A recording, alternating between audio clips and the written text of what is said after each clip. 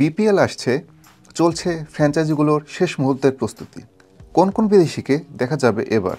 বিপিএলের সময় আরও 4টা টি-20 টুর্নামেন্ট চলার প্রশ্ন উঠে যাচ্ছে।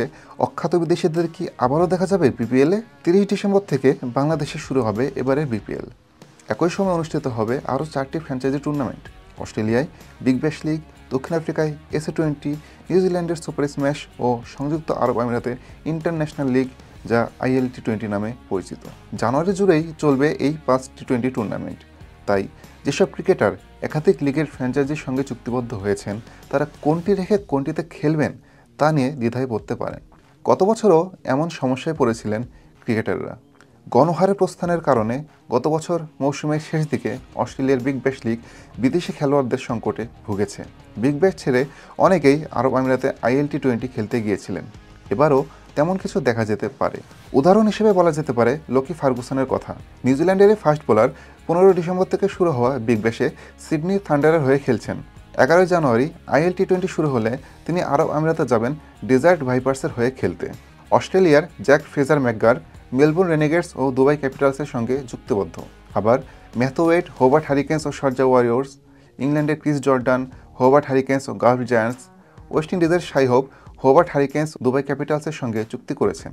ফলে তাদের কেউই কোনো টুর্নামেন্টের শুরু থেকে শেষ পর্যন্ত খেলতে পারবেন না। আইএল টি-20 ও দক্ষিণ আফ্রিকার এসএ-20 এবার বিপিএলের সাথে প্রায় একই সময়ে শুরু আর শেষ হচ্ছে, যে কারণে হোপ ওয়েটদের মতো অনেককেই দেখা যাবে না বিপিএলে। তাহলে এবার কাদের দেখা যাবে বিপিএলে? ঢাকা ক্যাপিটালসের বিদেশিদের মধ্যে জনসন চার্লস আর সায়েম আয়ুবকেই বলা যায় এই সময়ে আন্তর্জাতিক ক্রিকেটে বলার মতো কিছু করছেন। চিটাগাং কিংসের মঈন আলী, ফরচুন বরিশালের নান্দ্রে বার্গার, রংপুর রাইডার্সের অ্যালেক্স হেলস ও খুশদিল শাহরা থাকলেও তাদের পাওয়া নিয়ে আছে অনিশ্চয়তা। বিপিএলের বর্তমান চ্যাম্পিয়ন বরিশাল গতবার ডেভিড মিলারকে এনে চমকে দিয়েছিল, কিন্তু মিলার এবার ব্যস্ত থাকবেন নিজেদের দেশের এসএ টি-20-তে।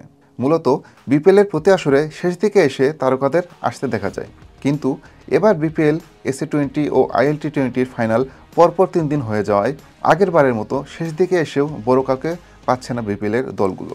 ঢাকা, রংপুর, চট্টগ্রাম ও বরিশাল তাও কিছু বিদেশিদের আনার চেষ্টা করেছে, কিন্তু খুলনা, সিলেট ও রাজশাহী আছে পিছিয়ে।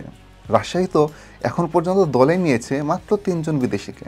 আবার কেউ কেউ একাধিক টুর্নামেন্ট থাকায় তাদের কোন টুর্নামেন্টে পাওয়া যাবে সেটা নিয়ে আছে প্রশ্ন।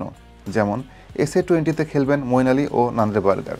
একই সময়ে অনুষ্ঠিত হওয়ায় চিটাগাং কিংস ও ফরচুন বরিশাল এই দুই দলে তাদের দেখা যাবে কিনা তা নিয়ে আছে শঙ্কা। আবার Alex Hales, Khushdil Shah, Johnson Charles তারা ব্যস্ত থাকবেন আইএল টি-20-তে। ফলে তাদেরও বিপিএলে দেখার সম্ভাবনা কম।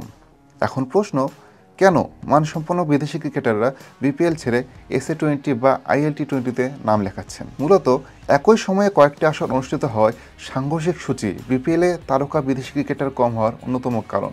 তবে আরেকটি বড় কারণ পারিশ্রমিক। অন্য যে কোনো টুর্নামেন্টের চেয়ে বিপিএলে তুলনামূলক কম পারিশ্রমিক পান ক্রিকেটাররা। আইএল টি-20-তে সর্বোচ্চ পারিশ্রমিক পাওয়া ক্রিকেটার $4.5 লক্ষ পেতে পারেন। এবারে এসএ টি-20-তে সবচেয়ে দামি খেলোয়াড় রেজা হেন্ড্রিক্স, যিনি পাবেন $2.38 লক্ষ। অন্যদিকে বিপিএলে সবচেয়ে দামি খেলোয়াড় পাবেন $70,000।